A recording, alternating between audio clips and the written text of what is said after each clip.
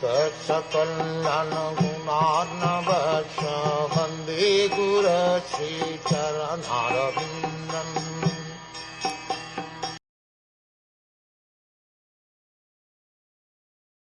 The yogis should contemplate with full devotion the compassionate glances frequently cast by the Lord's eyes, for they soothe the most fearful threefold agonies of his devotees.